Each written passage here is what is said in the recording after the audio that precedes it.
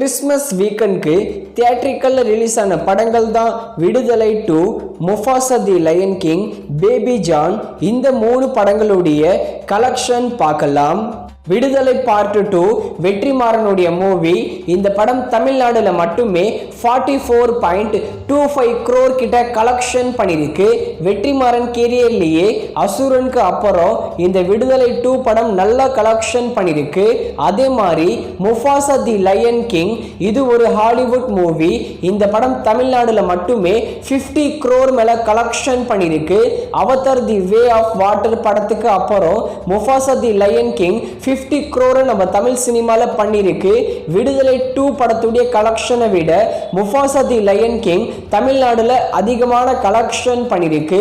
அதே டேட்ல ரிலீஸ் ஆன ஹிந்தி மூவியான பேபி ஜான் இது தெரியுடைய ஹிந்தி ரீமேக். படம் எதிர்பார்த்த அளவுக்கு போகல.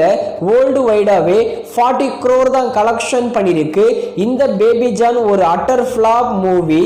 பேபி ஜான் படத்தோட டிஜிட்டல் ரைட்ஸ் அமேசான் பிரைம் தான் வாங்கியிருக்காங்க.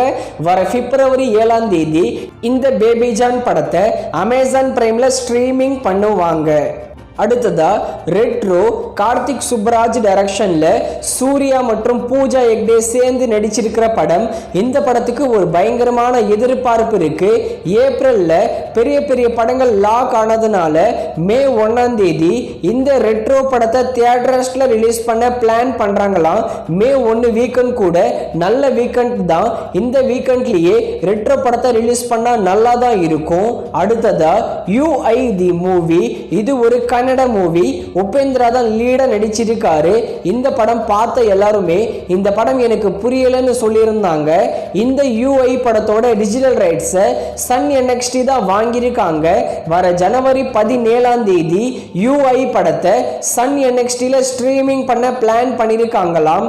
இந்த படம் சன் NXTல ஸ்ட்ரீமிங் ஆகும்போது தமிழ், தெலுங்கு, மலையாளம், கன்னடான்னு 4 லாங்குவேஜ்லயும் ஸ்ட்ரீமிங் பண்ணுவாங்க.